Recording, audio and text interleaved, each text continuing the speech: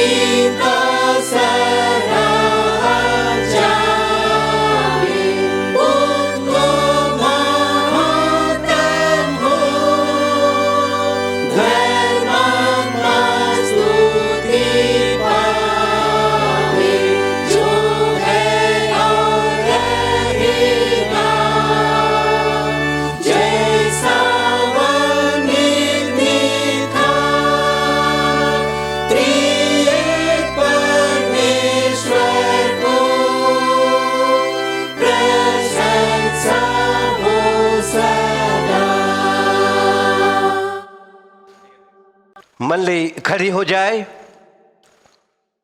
परमेश्वर पिता और पुत्र और पवित्र आत्मा के नाम से आमीन। हमारी सहायता ईश्वर के नाम से है जिसने स्वर्ग और पृथ्वी को सिरजा।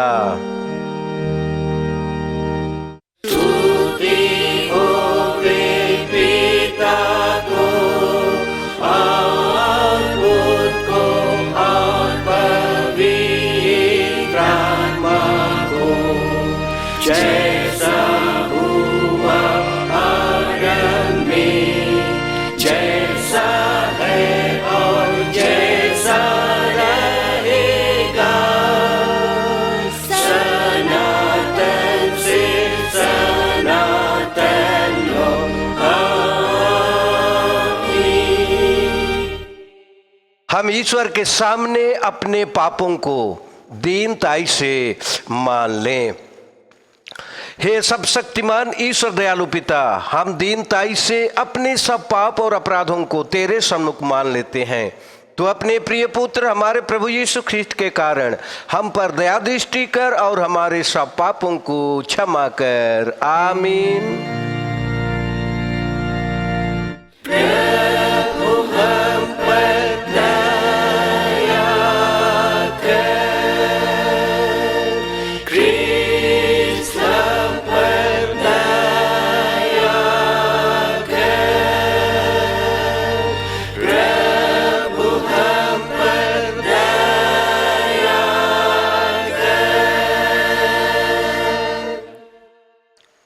सरक जाएंगे और पहाड़ियाँ हिल जाएंगी, पर मेरी दया तेरे पास से ना सरकेगी और न मेरे कुशल की वाचा हिलेगी। परमेश्वर तेरा दया करने हारा कहता है। आमीन।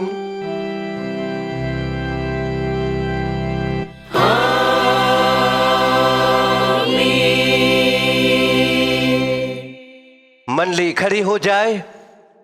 सबसे ऊंचे स्थान में ईश्वर का गुणानुवाद हो। और पृथ्वी पर कुशल और मनुष्यों में प्रसन्नता हो।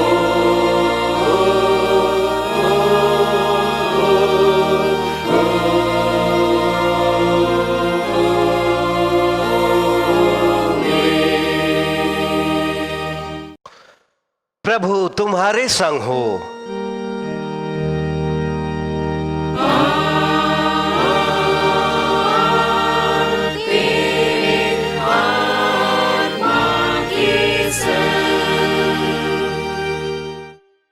हम प्रार्थना करें। हे प्रिय प्रभु स्वर्गवासी पिता, हम तेरा धन्यवाद करते हैं कि तू अपनी कृपा से हमारा विनाश नहीं चाहता है, परंतु कि हम अपना मन तेरी ओर फिराएं और बच जाएं। हम तेरी विनती करते हैं, अपना पवित्र आत्मा हमको दे कि वह हमारे प्रतिदिन हमारे मनों में सच्चा पश्चाताप उत्पन्न करे, हमारे हृदयों में पाप क्षमा और अनंत जीवन की लालसा जन्मे और तेरी अपार कृपा को विश्वास से ग्रहण करने और उसमें स्थिर रहने के लिए हमको सामर्थ दे। हर प्रकार की परीक्षा में हमको संभाल कि जिससे अनुग्रह के द्वारा अंत में परम सुखी हो जाए, हमारे प्रभु यीशु ख्रीस्त के द्वारा। आमीन।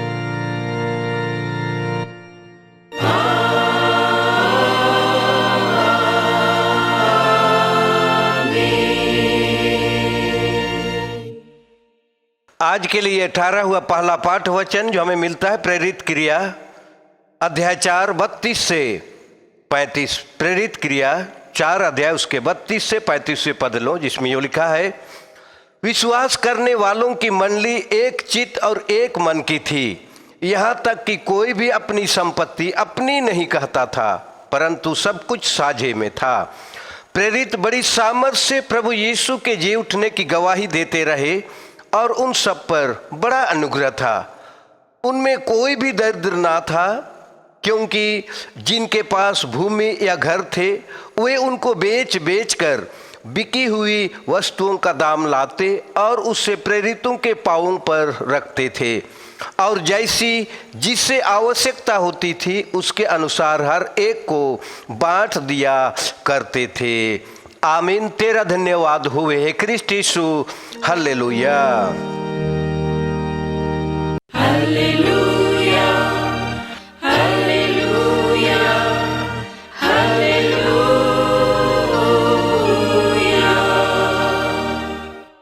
अब हम समस्त क्रिस्तानी कलीसिया के संग अपना महापवित्र विश्वास मान ले कि एक साथ यूं कहें, मैं विश्वास करता हूँ परमेश्वर पिता पर, जो स्वर्ग और पृथ्वी का सब शक्तिमान सृजनहार है, और उसके एकलौते पुत्र अपने प्रभु यीशु ख्रीस्त पर, जो पवित्र आत्मा से गर्भ में आया, कुंवारी मरियम से उत्पन्न हुआ, पंतुस पिलातुस की आज्ञा से दुख उठाया, क्रूस पर चढ़ाया गया, मर गया और गाड़ा गया, पाताल में उतरा, तीसरे दिन मृतकों में से जी उठा, स्वर्ग पर चढ़ गया और परमेश्वर सब शक्तिमान पिता के दाहिने हाथ बैठा है, जहाँ से वह जीवितों और मृतकों का विचार करने को फिर आएगा। मैं विश्वास करता हूँ पवित्र आत्मा पर, एक ही पवित्र क्रिस्तानी कलीसिया, पवित्रों की संगत पर, पापों की क्षमा, देह के जी उठने और अनंत जीवन पर। आमीन।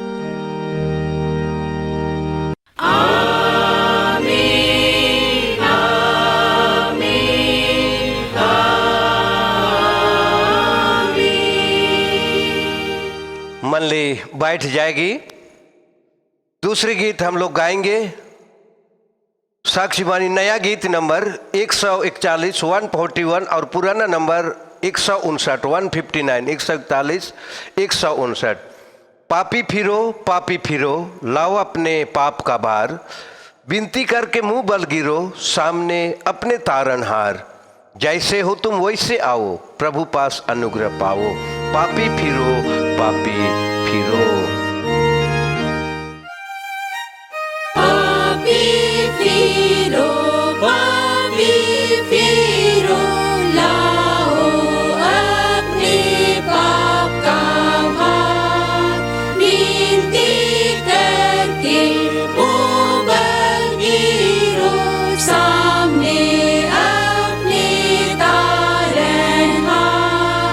जैसे हो तुम वैसे आओ, प्रभु पास अनुग्रह पाओ।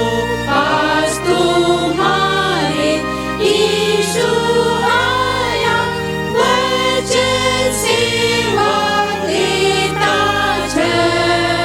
पाप की क्षमा, त्राणोदया, फिरो विलंब करो मत। सब कुछ छोड़ के पापी फिरो, आओ इसके क्रूस के पास। वहाँ कुशल शांति पाओ, अपने तारनहार के पास। यदि फिरे मन तुम्हारा, निश्चय पाओगे उद्धारा। सुनो धर्मात्मा की वाणी, पाप की क्षमा खोजो जय। करो मत निज प्राण की हानि, फिरो विलंब करो मत।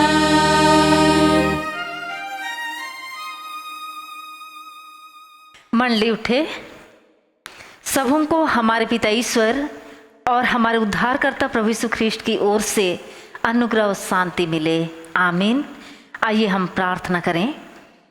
हे स्वर सामर्थी अनुग्रहकारी दयालु स्वर्गीय पिता परमेश्वर, हम आज की इस पवित्र विश्रामवार की इस भोर की बेला में हम तेरा धन्यवाद करते हैं, तेरी महिमा करते हैं कि तू प्रेमी और अनुग्रहकारी परमेश्वर होकर के आज के इस दिन को तूने हमारे जीवन में दिया कि हम तेरे पवित्र नाम को स्मरण करते हुए तेरे निकट हम अपने जीवन को ला सके। प्रार्थना करते हैं तू आप ही आज की इस खड़ी अपने पवित्र आत्मा की अगुवाई दे कि हम जो तेरे पवित्र वचनों को मनन ध्यान करने चाहते हैं, प्रभु तेरी पवित्र इच्छा के अनुरूप मनन करते हुए हम अपने जीवन यात्रा को हम आगे बढ़ा पाए, हमारे प्रभु यीशु ख्रीष्ट के द्वारा से। आमीन। आज के लिए ठहराया हुआ उपदेश वचन हमें मिलता है लूका रचित सुसमाचार से अध्याय 16 पद संख्या 19 से 31। लूका 16 उसका पद 19 से 31 यहाँ पर कहता है, धनी मनुष्य और निर्धन लाजर। एक धनवान मनुष्य था जो बैंजनी कपड़े और मलमल पहनता और प्रतिदिन सुख विलास और धूमधाम के साथ रहता था। लाजर नाम का एक कंगाल घावों से भरा हुआ उसकी डेवड़ी पर छोड़ दिया जाता था और वह चाहता था कि धनवान की मेज पर की जुट्ठन से अपना पेट भरे। यहाँ तक कि कुत्ते भी आकर उसके घावों को चाटते थे। ऐसा हुआ कि वह कंगाल मर गया और स्वर्गदूतों ने उससे लेकर अब्राहम की गोद में पहुंचाया। वह धनवान भी मरा और गाड़ा गया और अधोलोक में उसने पीड़ा में पड़े हुए अपनी आंखें उठाई और दूर से अब्राहम की गोद में लाजर को देखा। तब उसने पुकार कर कहा, हे पिता अब्राहम, मुझ पर दया करके लाजर को भेज दे ताकि वह अपनी उंगली का सीरा पानी में भिगोकर मेरी जीभ को ठंडी करे, क्योंकि मैं इस ज्वाला में तड़प रहा हूँ। परंतु अब्राहम ने कहा, हे पुत्र, स्मरण कर कि तू अपने जीवन में अच्छी वस्तुएं ले चुका है और वैसे ही लाजर बुरी वस्तुएं, परंतु अब वह यहाँ शांति पा रहा है और तू तड़प रहा है। इन सब बातों को छोड़ हमारे और तुम्हारे बीच एक भारी गड्ढा ठहराया गया है कि जो यहाँ से उस पार तुम्हारे पास जाना चाहे वे ना जा सके और ना कोई वहाँ से इस पार हमारे पास आ सके। उसने कहा, तो हे पिता, मैं तुझसे विनती करता हूँ कि तू उससे मेरे पिता के घर भेज, क्योंकि मेरे 5 भाई हैं। वह उनके सामने इन बातों की गवाही दे, ऐसा ना हो कि वे भी इस पीड़ा की जगह में आए। अब्राहम ने उससे कहा, उनके पास तो मूसा और भविष्यद्वक्ताओं की पुस्तकें हैं, वे उनकी सुने। उसने कहा, नहीं हे पिता अब्राहम, पर यदि कोई मरे हुओं में से उनके पास जाए तो वे मन फिराएंगे। उसने उससे कहा, जब वे मूसा और भविष्यद्वक्ताओं की नहीं सुनते तो यदि मरे हुओं में से कोई जी भी उठे तो भी उसकी नहीं मानेंगे। यहाँ तक। आमीन। मंडली थोड़ी देर के लिए बैठ जाएंगे। प्रभु यीशु मसीह में प्यारे भाइयों, बहनों, जवान, युवतियों एवं बच्चों, परमेश्वर पिता का धन्यवाद हो कि हम आज के इस पवित्र विश्राम मार्ग इस दिन में हम फिर से उसके पवित्र वचनों को मनन ध्यान करते हुए, उसके महिमा के गीतों को गाते हुए हम आराधना उपासना के साथ में उसके निकट अपने जीवन को हम लेकर आते हैं। और आज का यह रविवार त्रिनितातीस के पर्व के बाद पहला रविवार है। इस त्रिनितातीस काल में हम त्रिएक परमेश्वर के कामों को हम स्मरण करते हैं। परमेश्वर पिता, परमेश्वर पुत्र और परमेश्वर पवित्र आत्मा के कार्यों पर हम मनन ध्यान करते हुए, उसकी महिमा आराधना करते हुए अपने जीवन यात्रा को हम आगे बढ़ाते हैं। कृष्ण में प्रियो, प्रभु यीशु मसीह ने इस दुनिया में रहते हुए अपने पास आए हुए हर व्यक्ति को अपने प्रेम एवं सहभागिता के द्वारा परमेश्वर के प्रेम से परिचित कराया। उसका यह प्रयास रहता था कि लोग परमेश्वर के अनुग्रह, दया एवं क्षमा को पहचाने।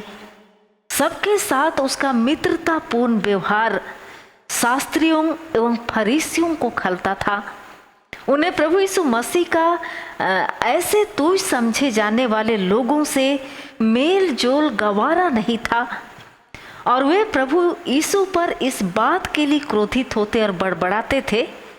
शास्त्रियों एवं फरीसियों के ऐसे व्यवहार का खुलासा करने के लिए और इस व्यवहार का परिणाम प्रकट करने के लिए प्रभु यीशु मसीह ने आज के इस वचन में धनवान व्यक्ति और लाजर के दृष्टांत को सुनाया। इस दृष्टांत में एक व्यक्ति का वर्णन है जो बहुत ही धनवान था। वह कीमती वस्त्र पहनता था। वह अपने दिन शाही दावतों में व्यतीत करता था और इसी में वह संतुष्ट रहता था। वह इब्राहिम का वंशज भी था। वचन में कहता है कि उसके 5 भाई थे। मूसा और व्यवस्था की किताबें भी उसके घर पर थी, किंतु वे कभी उन पर ध्यान नहीं देते थे और सब भाइयों के लिए एक प्रकार से पैसा और भोग विलास ही सब कुछ था। वे सांसारिक जीवन में अपने इच्छा के अनुरूप वे अपने जीवन को व्यतीत करते थे और इस धनवान व्यक्ति का नाम का यहाँ पर जिक्र नहीं किया गया है। उसके घर के सामने वचन में कहता है कि एक अपंग, लाचार, गरीब, भिखारी व्यक्ति को छोड़ दिया जाता था। इस भिखारी का नाम लाजर था और लाजर अपनी अपंगता के कारण से घूम फिरकर भीख नहीं मांग सकता था। वह अपने जीविका के लिए कामों को नहीं कर सकता था, क्योंकि वह एक स्थान से दूसरे स्थान तक जाने के लिए भी दूसरों पर आश्रित रहता था। उसके संपूर्ण शरीर पर घाव थे जिन्हें कुत्ते चाटा करते थे। भूख, दर्द एवं पीड़ा ही एक प्रकार से उसके साथी थे। उसकी बहुत ही दयनीय स्थिति थी। वह धनवान की शाही दावतों से बची हुई जुट्ठन पर आश्रित रहता था, जिससे उसके नौकर जाकर झाड़कर बाहर फेंक देते थे। इस दृष्टांत में धनवान शास्त्रियों एवं फरीसियों के व्यवहार को प्रकट करता है कि किस प्रकार से उनका व्यवहार होता था। उसके द्वार के सामने लाजर को बैठाया जाता था। वह उसको देखता था, वह जानता था कि लाजर को उपचार की आवश्यकता है, किंतु उपचार के लिए उसके पास पैसे नहीं थे। वह जानता था कि लाजर काम नहीं कर सकता है क्योंकि वह अपंग है, वह लाचार है। कुछ लोग उसे धनवान की डेवढ़ी पर लाकर रख देते थे, छोड़ देते थे। वह भोजन के लिए, वस्त्रों के लिए दूसरों पर पूरी तरह से आश्रित था। धनवान के पास सब कुछ बहुत आयत से था, किसी बात की कमी नहीं थी, घटी नहीं थी। उससे यह अवसर था कि वह एक जरूरतमंद की मदद करे। यहाँ पर एक समय था उसके लिए कि वह उसकी मदद करे। वह उसे पीने के लिए पानी, खाने के लिए भोजन, तन ढकने के लिए वस्त्र, उपचार आदि की व्यवस्था कुछ बगैर बड़े त्याग के आसानी के साथ कर सकता था। परंतु उसने लाजर की अपने जीवन में निरंतर अपेक्षा की। उसने परमेश्वर द्वारा दी गई आशीषों को दूसरों के साथ बांटने के बदले उन्हें अपने तक ही सीमित रखा। संपूर्ण धन दौलत का स्वयं के भोग विलास और आत्म संतुष्टि के लिए उसने उपयोग किया, और उसके सभी भाई भी परमेश्वर के वचन और शिक्षाओं के प्रति लापरवाह होकर अपने जीवन को व्यतीत करते रहे। उसने हमेशा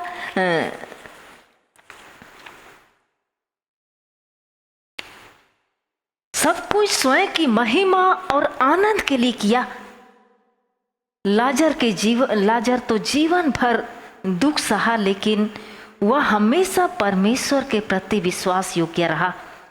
इतनी पीड़ाजनक और दयनीय स्थिति में पूरे दृष्टांत में कहीं भी उसकी परमेश्वर या मनुष्यों से किसी प्रकार की कोई शिकायत का जिक्र नहीं मिलता है।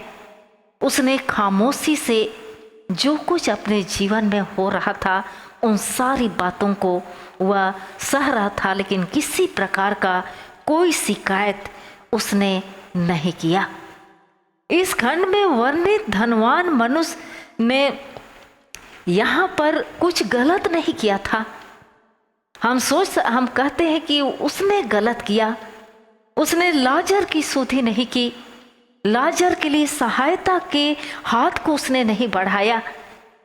तो इस खंड में वर्णित यह धनवान मनुष्य ने कुछ गलत नहीं किया था, लेकिन मुद्दा इस बात का है जो उसने अपनी क्षमताओं के बावजूद भी नहीं किया। और यह साबित होता है कि कुछ गलत ना करने वाले इस धनवान ने कुछ अच्छा भी तो नहीं किया। उसे तो परमेश्वर की आशीष की भरपूरी थी। वह शान शौकत के साथ अपने जीवन को व्यतीत करता था, लेकिन वह सिर्फ अपने लिए सोचा, अपने लिए वह चिंता करता था, अपने लिए वह जीता था। और यहाँ पर जो भलाई करने का अवसर था वह उसका उपयोग नहीं करता है। वह कुछ अच्छा भी नहीं किया। घावों से भरा लाजर अपनी आवश्यकताओं के साथ उसकी डेवढ़ी पर छोड़ दिया जाता था कि शायद धनवान के घर आने जाने वाले लोगों से किसी की नज़र इस कंगाल मनुष्य पर पड़ जाए और उसके दिन का भोजन किसी की दया से उसे मिल जाए। परंतु मनुष्यों से अधिक ऐसा लगता है कि कुत्तों ने इस कंगाल पर ध्यान दिया। कहता है कि कुत्ते उसके घावों को चाटा करते थे। धनवान मनुष्य अपने बहुमूल्य वस्त्रों के साथ जीवन के धूमधाम में इतना अधिक व्यस्त रहता था कि उसने कभी लाजर की ओर ध्यान ही नहीं दिया। या उसकी पीड़ा की ओर देखा ही नहीं, और फलस्वरूप एक दिन लाजर की मृत्यु होती है और संभवतः उसकी मृत्यु उसकी मृत्यु का मुख्य कारण भूख ही रहा होगा। परंतु इससे किसी को क्या फर्क पड़ता है। वचन में कहता है कि कुछ समय बाद धनवान और लाजर दोनों की मृत्यु हो गई। जितने भी मनुष्य इस संसार में जन्म लेते हैं, चाहे वे धनवान हो चाहे वे गरीब, एक ना एक दिन सबकी मृत्यु निश्चित है। और मरने के पश्चात मनुष्य की आत्मा स्वर्गलोक जाती है या तो फिर अधोलोक। स्वर्गलोक में स्वर्गीय आनंद का परिचय होता है और अधोलोक में नरक या पीड़ा, तपन और प्यास का। यहाँ पर परमेश्वर का न्याय होता है। स्वर्गलोक और अधोलोक के बीच एक गहरी खाई है जिसे चाहकर भी कोई पार नहीं कर सकता है। दोनों लोकों से मनुष्य एक दूसरे को देख सकते हैं, पहचान सकते हैं। यहाँ से वह स्वर्ग या नरक को जाते हैं जो कि बिल्कुल अलग अलग है। और मृत्यु के पश्चात धनवान अधोलोक गया और लाजर स्वर्गलोक गया। ख्रिस्त में प्रियो, धनवान की सारी धन संपत्ति, ऐशो आराम और भोग विलास की जिंदगी जो कि इस संसार में थी, वह इसी संसार में रह गई। खाली हाथ इस संसार में वह आया था और खाली हाथ ही वह वापस लौट गया। परमेश्वर के साथ उसका कोई संबंध नहीं, उसके हृदय में और जीवन में परमेश्वर के लिए कोई जगह भी नहीं था, जिसके कारण मृत्यु के पश्चात वह सीधे अधोलोक पहुंचता है। और अधोलोक से उसने अपनी आंखें उठाकर देखा कि लाजर बहुत ही सुख, चैन, आराम से इब्राहिम की गोद में बैठा हुआ है। तो उसने इब्राहिम को पिता कहकर संबोधित किया और इब्राहिम ने उसे पुत्र कहकर संबोधित किया। इब्राहिम का वंशज होते हुए भी वह नरक की पीड़ा से नहीं बचा, क्योंकि उसने इब्राहिम के परमेश्वर की और अपने सृष्टिकर्ता के जीवन भर उपेक्षा की थी। धनवान ने इब्राहिम से अनुरोध किया कि वह लाजर को उसकी सहायता के लिए भेज दे, जिससे लाजर उसकी असहनीय प्यास को पानी से शांत कर सके। धनवान यहाँ भी इसी भ्रम में था कि वह धनी है और लाजर गरीब, जो कि दास के रूप में उसकी आज्ञा पर उसकी सेवा के लिए तुरंत हाजिर हो जाएगा। परंतु यहाँ पर लाजर चुपचाप रहता है। यहाँ पर जो होता है सब कुछ अचानक होता है, और ऐसे समय में यह धनवान व्यक्ति अपनी व्यक्तिगत आवश्यकताओं के लिए भी दूसरों पर अपनी निर्भरता को दर्शा रहा है। कह रहा है कि उसके परिवार को बचा लिया जाए, परंतु वह संभव नहीं। और सचमुच वह यहाँ पर भी वह इस बात के लिए परमेश्वर से कहता है कि वह उसकी परिवार की सुधि ले। यहाँ पर लाजर चुपचाप रहा। उसने धनवान से किसी भी प्रकार की कोई सवाल जवाब नहीं किया।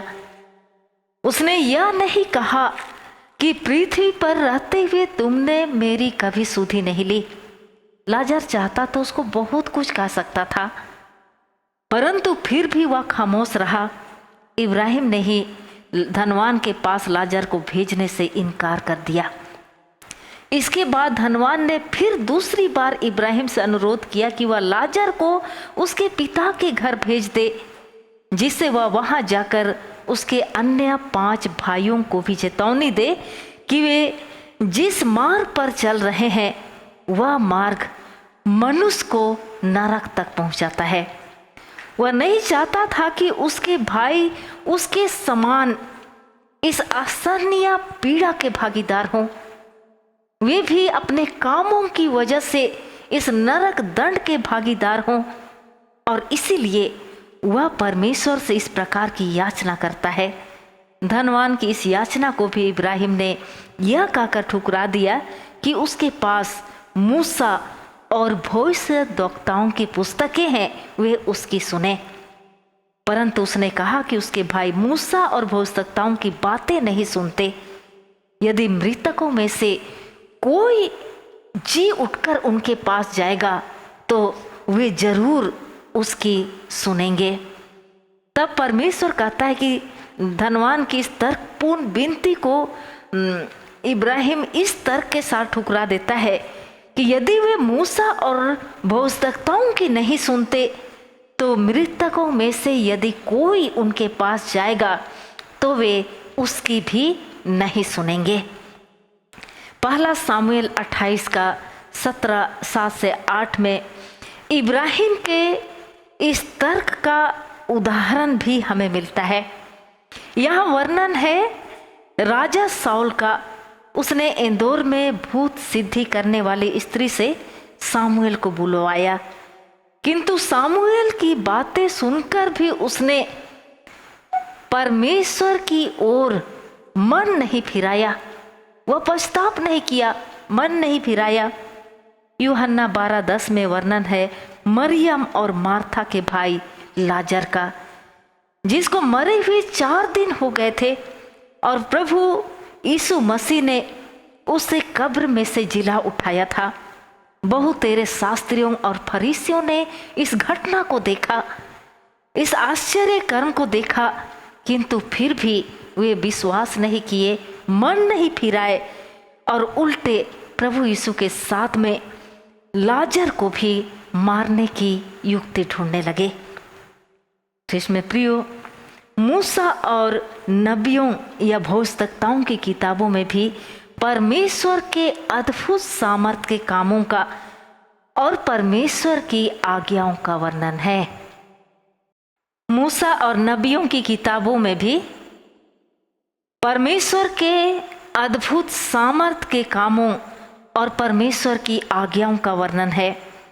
साथ ही इस बात का भी कि किस प्रकार धर्म के ठेकेदारों ने स्वयं के स्वार्थ के लिए परमेश्वर की और उसकी आज्ञाओं की उपेक्षा की। किस प्रकार उन नबियों को जो परमेश्वर का संदेश लोगों तक पहुंचाते थे, उन्हें अपने हानि के भय से निर्ममता पूर्वक मौत के घाट उतार दिया। इन धार्मिक अगुओं के लिए सब कुछ स्वयं तक, अपने आप तक केंद्रित था। वे अपने जीवन और व्यवहार से परमेश्वर और मनुष्य दोनों की उपेक्षा करते थे। उन्हें धर्मशास्त्र याद रहता था, किंतु परमेश्वर की सर्व प्रमुख आज्ञा कि तू अपने परमेश्वर से, तू प्रभु अपने परमेश्वर से अपने सारे मन, अपने सारे प्राण, अपनी सारी शक्ति और अपनी सारी बुद्धि के साथ प्रेम रख और अपने पड़ोसी से अपने समान प्रेम रख, कि वे अपने स्वार्थ और घमंड के कारण से अवहेलना करते थे। कृष्ण में प्रियो, परमेश्वर धन को हमारे जीवन में आशीष के रूप में देता है। नीति वचन 10:22 के अनुसार धन स्वयं में बुरा नहीं है, धनी होना बुरा नहीं है। बात प्रमुख यह है कि कहीं धन को हमने अपना स्वामी और ईश्वर तो नहीं मान लिया, कहीं हम इस धन के नशे में इतने तो नहीं चूर हो गए कि दूसरों की जरूरतों के प्रति हम में जरा भी संवेदनशीलता नहीं है। हम सिर्फ कहीं हम स्वार्थी तो नहीं हो गए कि हम सिर्फ अपनी आवश्यकताओं को देखते हैं, दूसरों की ओर हमारा ध्यान नहीं जाता है। कहीं दूसरों का आहित करके या किसी गलत तरीके से तो हम धन अर्जित तो नहीं कर रहे हैं। कृष्ण में प्रियो, यहाँ उल्लेखनीय है कि धनवान इसलिए नरक नहीं गया क्योंकि उसके काम बुरे थे, परंतु इसलिए नरक गया क्योंकि उसने समय के महत्व को नहीं पहचाना। उसके लिए यह समय था, एक अवसर था, जबकि वह लाजर उसकी डेवड़ी पर पड़ा रहता था, वह उसकी सुधि ले, उसकी सहायता करे। उसने अपने जीवन में परमेश्वर के प्रेम को नहीं पहचाना। उसके वचन के प्रति वह लापरवाह रहा और लाजर की आवश्यकताओं के प्रति असंवेदनशील रहा। याकूब 4:17 में कहता है, इसलिए जो कोई भलाई करना चाहता है पर नहीं करता, उसके लिए यह पाप है। साथ ही मत्ती 5:7 में कहता है, धन्य है वे जो दया करते हैं, क्योंकि उन पर दया की जाएगी। धनवान व्यक्ति ने यहाँ पर थोड़ी भी दया नहीं दिखाई, अतः उस पर भी दया नहीं की गई। तीसरी बार धनवान ने इब्राहिम से अपने भाइयों को समाधान करने के लिए फिर मरे हुओं में से किसी को भेजने की विनती की, किंतु इब्राहिम ने कहा कि उसके पास नबी और भविष्यवक्ता की पुस्तकें हैं, यदि वे उसकी नहीं सुनते तो मरे हुओं में से कोई उनके पास जाए तो भी वे उसकी नहीं सुनेंगे। शास्त्रियों और फरीसियों के पास नबियों की किताबें थी। उत्पत्ति से लेकर सभी पुस्तकों में प्रभु यीशु मसीह के संबंध में भविष्यवाणियां थी, जो कि पूरी तरह अक्षरशः पूरी हुई। उसके आश्चर्य कर्म, उसके दिव्य शक्ति के प्रमाण थे। उसने बार बार लोगों पर प्रकट किया कि वह परमेश्वर का पुत्र है, वही मार्ग, सत्य और जीवन है। बिना उसके द्वारा उद्धार पाना असंभव है। फिर भी अपने हृदय की कठोरता के कारण और स्वयं के स्वार्थ के कारण शास्त्रियों और फरीसियों ने प्रभु यीशु मसीह का तिरस्कार किया और उसको मार डालने की योजना तैयार की। प्रभु यीशु मसीह उनके हृदय के छल कपट कठोरता से वाकिफ था, अतः उसने धनवान मनुष्य के माध्यम से उन्हें स्पष्ट बताया कि इस संसार में परमेश्वर के वचन के अलावा और किसी भी प्रकार से किसी को कभी चिताया नहीं जाएगा। प्रभु यीशु मसीह स्वयं मरकर जी उठा। 40 दिन तक बहुतों को दिखाई देता रहा, परंतु फिर भी बहुतों से लोगों ने हृदय की कठोरता के कारण उस पर विश्वास नहीं किया। प्रभु यीशु यह सब कुछ होने के पहले ही सब कुछ जानता था और इसीलिए वह इस दृष्टांत में शास्त्रियों और फरीसियों की ओर सीधे इशारा किया। उन्हें समय का महत्व बताया कि पृथ्वी पर सबके दिन गिने हुए हैं। यदि हम समय रहते परमेश्वर को अपना जीवन नहीं देते, अपने विश्वास को कामों और व्यवहारों के द्वारा प्रकट नहीं करते, तो मृत्यु के बाद भयंकर अनंत रास्ते के अलावे हमारे लिए किसी प्रकार की और कोई व्यवस्था नहीं होगी।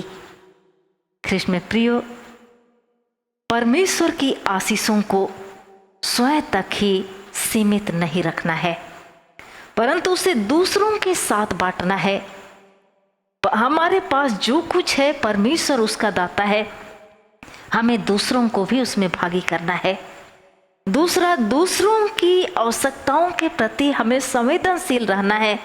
जिस प्रकार परमेश्वर ने हम पर दया की, हमें भी दूसरों के प्रति दयावान बनना है। तीसरा है, हमें अपने जीवन में परमेश्वर को और उसके वचन को सर्वप्रथम स्थान देना है। उसके शिक्षाओं के अनुसार जीना है, उसके अनुसार अपना आत्मावलोकन करना है, उसके अनुग्रह के काल को निश्चिंत होकर नहीं गंवाना है, और तभी हम स्वर्ग की ओर निश्चयता के साथ बढ़ सकते हैं।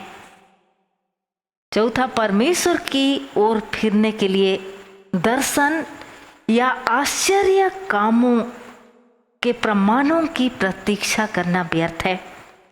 ख्रिस्त में प्रियो, परमेश्वर ने अपनी ओर से हम मनुष्यों को बचाने के लिए किसी प्रकार की कोई कसर नहीं छोड़ी। जीवन जीने की सही शैली उसने हमें प्रभु यीशु ख्रीस्त के द्वारा से दिखाई। आज परमेश्वर का वचन बाइबल के रूप में हमारे पास है। हमें उसका अध्ययन करना है, उसकी शिक्षाओं के अनुसार जीना है एवं उसके बताए हुए मार्ग पर आगे बढ़ना है, ताकि हम इस जगतीय जीवन में हम उसकी महिमा और सेवा करने वाले लोग हम हो सके। परमेश्वर आप ही अपना अनुग्रह और दया को हम में से प्रत्येक के लिए निरंतर बनाए रखे। आमीन। आइए हम प्रार्थना करें। सर्व सामर्थी अनुग्रहकारी महान जीवित पिता परमेश्वर, हम पुनः अपनी आत्मिक आंखों को तेरी ओर उठाते हुए तेरा धन्यवाद करते हैं, तेरी महिमा करते हैं कि तू अद्भुत रूप से प्रेमी परमेश्वर है।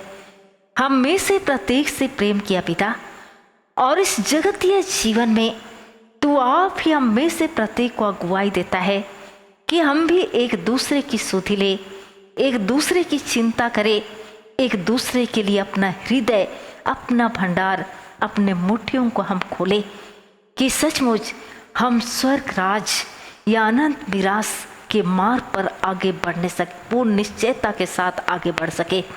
प्रभु तो हमारे मानवीय जीवन की सारी दुर्बलताओं और कमजोरियों को दूर कर और अपनी पवित्र इच्छा के अनुरूप हमारे जीवन को संचालित कर, हमारे उद्धारकर्ता प्रभु यीशु मसीह के नाम से आमीन। और ईश्वर की शांति जो समस्त ज्ञान से परे है, ख्रीष्ट यीशु में हम लोगों के मन और हृदय की रक्षा करेगी, अब से लेकर सदा लो। आमीन। मंडली के लिए जानकारी की बातें, दक्षिण पूर्व डायसिस की ओर से एक चिट्ठी आई है। विषय है सत्र 2020 से 2025 के लिए चुनाव के संबंध में। सत्र 2020 से 25 के लिए मंडली, पदरीपन, पैरिश, डायसिस एवं केंद्र का चुनाव या गठन संपन्न किया जाना है।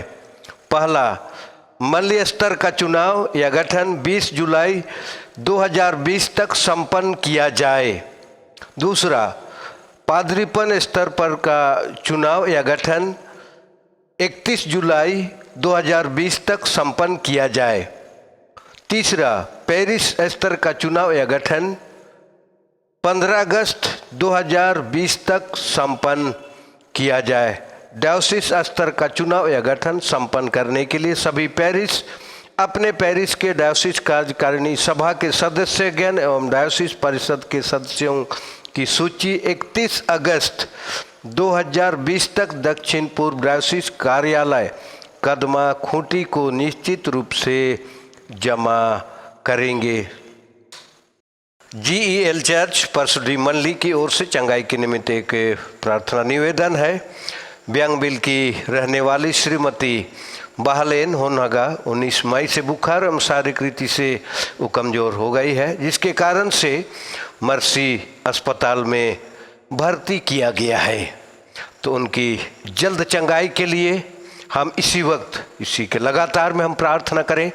भजन संहिता 50 उसका 15 पद, और संकट के दिन मुझे पुकार, मैं तुम्हें छुड़ाऊंगा और तुम मेरी महिमा करने पाओगे। आमीन। पवित्र पवित्र पवित्र सब शक्तिमान ईश्वर पिता, सारे मन सारे हृदय से तेरा धन्यवाद भेंट अर्पण करते हुए तेरे निकट आते हैं। ब्यांगबिल की श्रीमती बहलेन होनहगा के संग मिलकर, इसलिए कि बीते 19 मई से उनके शरीर में दुख है, तकलीफ़ें हैं, कमजोरियां आ गई हैं, और उसके कारण से मर्सी अस्पताल में उन्हें भर्ती किया गया है। इस आशा और विश्वास के साथ कि मैं जल्दी चंगाई प्राप्त करूं। हे पिता, अस्पताल परिसर में इस वक्त है, हम उनकी चंगाई के लिए दुआ कर रहे हैं, इसलिए कि तो डॉक्टरों का डॉक्टर, वैद्यों का वैद्य है, चंगा करने वाला है, बचाने छुड़ाने वाला ईश्वर भी है। हे पिता, प्रार्थना के खाट पर बिठाकर विश्वास रूपी हाथों से बहन बहलेन होनहगा को तेरे निकट लाते हैं। तो आश्चर्यजनक रीति से अपनी लुहान हाथ पसार, क्रोध की सामर्थ को प्रकट कर, चंगा करने वाली सामर्थ को प्रकट कर, ताकि समय की पूर्णता में चंगाई प्राप्त करके मर्सी अस्पताल से सकुशल घर द्वार लौटने पावे। हे पिता, अपने वचन में हम में से हर एक को शांति का संदेश दिया है, और संकट के दिन मुझे पुकार, मैं तुम्हें छुड़ाऊंगा और तुम मेरी महिमा करने पाओगे। बहालेन होनहागा का जीवन संकट में है, खतरे में है, डरे हुए हैं, घबराए हुए हैं। इस बीमारी से कैसे चंगाई प्राप्त करूंगी, कैसे नया बल, नया सामर्थ, नया ताकत प्राप्त करूंगी। भिन्न भिन्न प्रकार के विचार उनके मन में आ रहे हैं। हे पिता, जैसा तो आप ही ने कहा है कि मुझे पुकार, मैं तुम्हें छुड़ाऊंगा और तुम मेरी महिमा करने पाओगे। आज हम उनकी जल्द चंगाई के लिए दुआ कर रहे हैं। हे पिता, हम पुकार रहे हैं तो आप उन्हें बचा ले, आप उन्हें छुड़ा ले और आश्चर्यजनक रीति से अपनी सामर्थ को प्रकट करते फिर से नया जीवन, नया बल, नया सामर्थ दान कर, ताकि एक दिन चंगाई प्राप्त करके प्रभु ने मुझको बचा लिया, मुझको छुड़ा लिया। चंगाई के निमित्त जो प्रार्थना बलिदान अर्पण किया गया, पिता परमेश्वर ने उसको ग्रहण किया, स्वीकार किया। अब मैं चंगी हो गई हूँ, अब मैं स्वस्थ हो गई हूँ, अब मैं चलने फिरने के योग्य हो गई हूँ, प्रभु की महिमा करने के योग्य हो गई हूँ। ये सोचकर सब परिवार तुझे तन मन धन से धन्यवाद भेंट अर्पण करने पावे। जैसा तू आप ही ने शांति का वचन हमें दिया है याकूब की पत्री के द्वारा से, यदि तुम में से कोई रोगी हो तो प्रार्थना किया जाए, रोगी बच जाएगा, प्रभु उसको उठाकर खड़ा करेगा। यदि उसने पाप भी किए हो तो उनकी भी क्षमा हो जाएगी। इसी वचन के साथ में बहालेन होनहागा के देह प्राण आत्मा को तेरे निकट लाते हैं। हे पिता, अपनी नाम के लिए तूने उठाकर खड़ा कर दे, नया बल, नया सामर्थ, नया ताकत, नया जीवन दान कर, ताकि एक दिन होनहागा परिवार तेरा गुणानुवाद, तेरी प्रशंसा, तेरी स्तुति, जय जयकार करते हुए जीवन भर करने पावे। चलिए, जो भी दवा एवं सेवाएं ली जा रहे हैं उन सारी दवाइयों एवं सेवा में भी तू आशीषित कर, उन्हें भी गुणकारी बना दे, ताकि उनके द्वारा से भी रोग मुक्त होने पावे। पिता, भला और उत्तम आशीष जो हमने तुझसे नाम ले लेकर, ये पुकार पुकार कर बहालेन होनहागा की जल्द चंगाई के लिए नहीं मांग पाए हैं, पैतृक प्रेम से स्वर्गीय भंडार में से सेंट मिंट दान कर। अंत में पुनः बहालेन होनहागा की देह, प्राण और आत्मा को तेरे अनुग्रह पूर्ण हाथों में समर्पित करते प्रार्थना यीशु नाम में ग्रहण कर ले, आमीन। अंत में हम लोग गाएंगे साक्षी मन नया नंबर 192, पुराना 140, 192, 140, और इसी गीत को गाते हुए दान अर्पण किया जाए। हे प्रभु मेरे प्रेम के सार, मुझसे मत दूर हो तारणहार, दयाल होकर सहारा, कहाँ संसार में सुख का स्थान, बिन तेरे स्वर्ग भी है सुनसान, तू ही है मेरा प्यारा। हे प्रभु मेरे प्रेम के सार।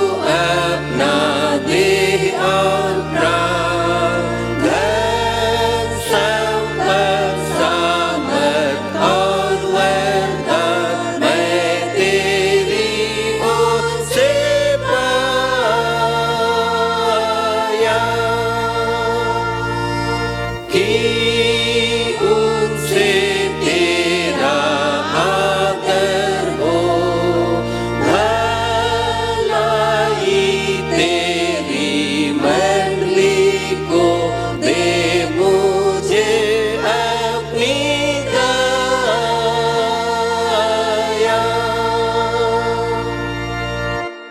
शैतान की चतुराई से और झूठ से मुझे बचने दे।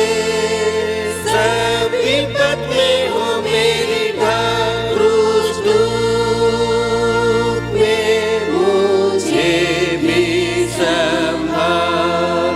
हे यीशु ख्रिस्त, हे तारनहार, हे तारनहार, मृतकाल में मेरा प्राण उद्धार।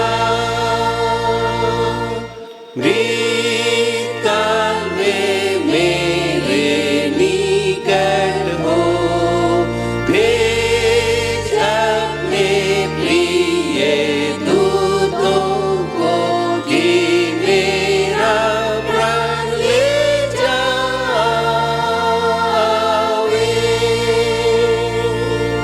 और मेरी देह को कुशल से दुख विपद भी ना सोने दे, जब लो अंधेर ना आवे। तब मुझे मृत्यु से उठाएगी, नेत्रों से मैं देखूंगा। हंस करके तुझे ईश्वर पुत्र तारनहारा दयालु। हे यीशु ख्रिस्त, संग मेरे रंग, सदा मैं तुझे गाऊंगा।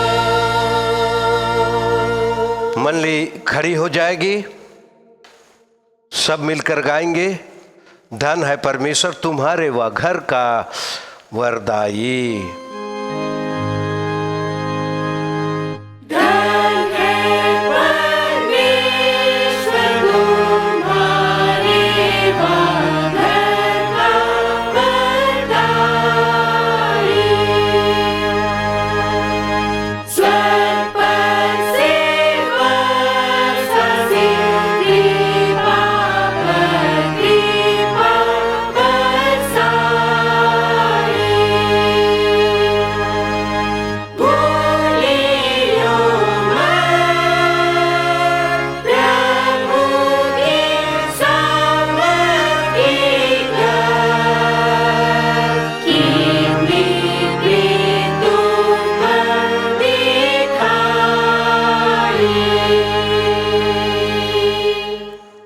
हम प्रार्थना करें। यहोवा मेरा चरवाहा है, मुझे कुछ घटी ना होगी। आमीन। महान अनुग्रहकारी जी पिता परमेश्वर, क्रूस घाती तो हम पुनर्जीवित यीशु नाम में तेरे निकट आते धन्यवादी मन भेंट के साथ। तेरी ही पवित्र इच्छा हुई, आज हम इससे हर एक को ये अवसर दिया कि तेरे नाम की महिमा स्तुति प्रशंसा करें। हम धन्यवाद दी है इसी सुंदर संगति के लिए। पिता प्रार्थना करते हैं बीते संपूर्ण समय में जीवन में हम में से हर एक के संग साथ में रहा, अच्छा चरवाहा होकर हर एक की चरवाही की, हरियाली घासों में चराकर एवं निर्मल जल के सोते में से हर एक के भूख प्यास को मिटाकर बुझाकर फिर से नया बल, नया सामर्थ, नया ताकत एवं नया जीवन दान दिया है। तेरी ऐसी बड़ी दया के लिए भी हम धन्यवाद देते हैं। पिता प्रार्थना करते हैं कि जैसे बीते सप्ताह में सबके साथ रहा, हर एक को आश्चर्यजनक रीति से शारीरिक आहार से, शारीरिक भोजन से तृप्त किया, उसी प्रकार आने वाले समय में भी हम में से हर एक की सेवा ले, हर एक की शुद्धि ले, हर एक को आश्चर्यजनक रीति से खिला पिला कर तृप्त कर, बल दे, सामर्थ दे, ताकि आने वाले समय में पुनः ऐसे ही पवित्र भवन में आकर तेरी महिमा, तेरी स्तुति, तेरी प्रशंसा, जय जयकार करते हुए करने पाए। इस आनंद में आनंदित होकर कि प्रभु अच्छा चरवाहा है, गड़ेरिया है, हमने तेरे नाम में जो भी गणादान के रूप में दान अर्पण किया है तेरे निकट लाते हैं।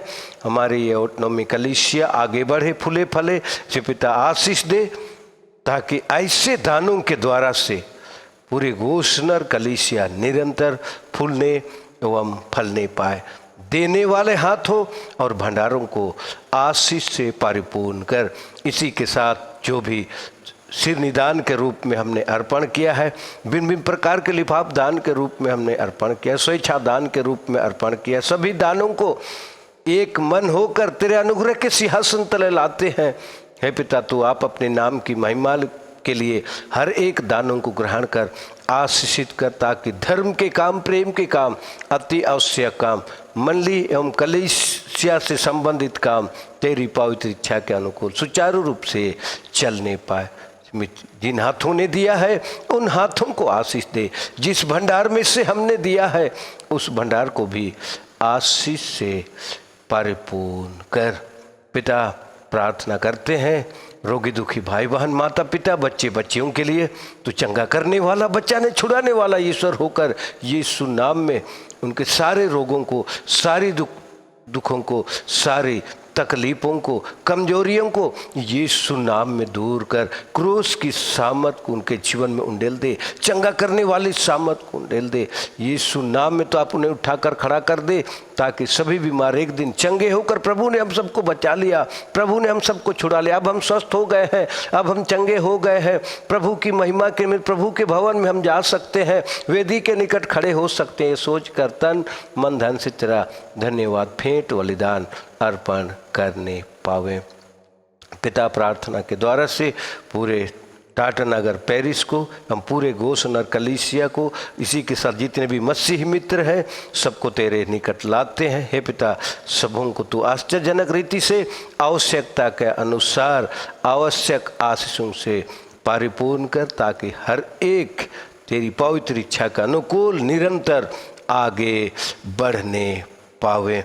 पिता, भारत सरकार, झारखंड सरकार के लिए दुआ करते हैं, सबों की सहायता कर, अगुवाई कर, ताकि तेरी पवित्र इच्छा के अनुकूल देश की जनता की सेवा करने पाए, पूरी जनता को सुरक्षा देने पावे।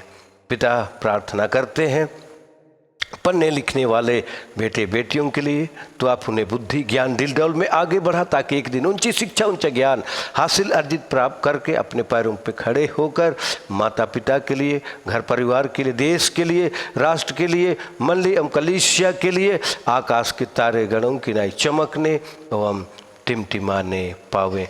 कितने प्रशिक्षण ले रहे हैं पिता, उन सबों के संग साथ भी हो ले, ताकि एक दिन वे प्रशिक्षित होकर तेरे नाम की महिमा करने पावे। पिता, प्रार्थना करते हैं कि पूरा विश्व कोरोना के भय से भयभीत है, दुआ करते हैं पिता, इस महामारी से तू आप ही आश्चर्यजनक रीति से हर एक की सेवा ले, हर एक की शुद्धि ले, हर एक को बचा ले। डॉक्टर होकर, वैद्य होकर, चंगा करने वाला, बचाने छुड़ाने वाला ईश्वर होकर यीशु नाम में इस महामारी को तू आप ही पूरब से पश्चिम की दूरी जैसे है वैसे ही दूर कर दे। पिता, प्रार्थना करते हैं पाप दोष गुनाह अपराधों के लिए जो अब तक हमने किया है, पैतृक प्रेम से तो उसने क्षमा कर, हर एक को शुद्ध एवं पवित्र कर और अपनी संगति में सुरक्षित रख ले।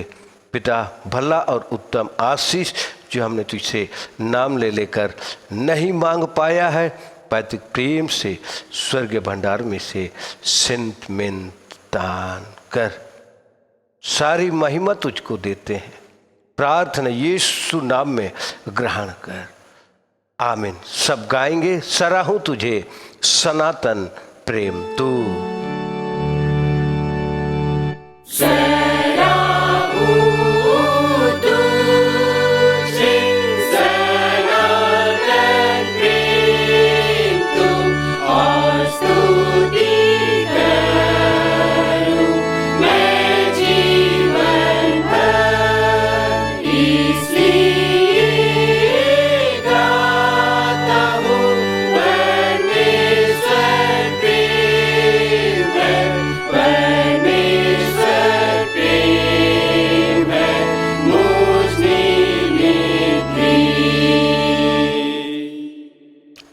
मंडली मिलकर प्रभु की प्रार्थना से हम अंतिम प्रार्थना करें। हे हमारे पिता, तू जो स्वर्ग में है, तेरा नाम पवित्र किया जाए, तेरा राज आए, तेरी इच्छा जैसी स्वर्ग में वैसी पृथ्वी पर भी हो। हमारे प्रतिदिन की रोटी आज हमको दे, और हमारे अपराधों को क्षमा कर जैसे हम भी अपने अपराधियों को क्षमा करते हैं। और हमको परीक्षा में मत डाल, परंतु बुरे से छुड़ा, क्योंकि राज और पराक्रम और महात्म सदा तेरे ही हैं। आमीन।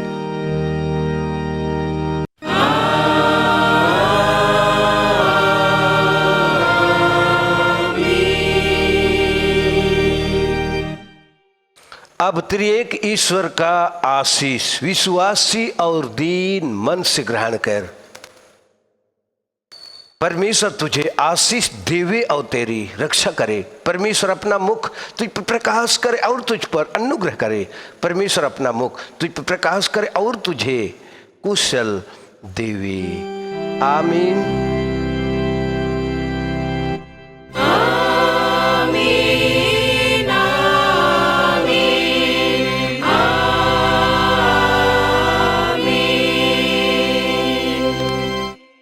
यीशु सहाय।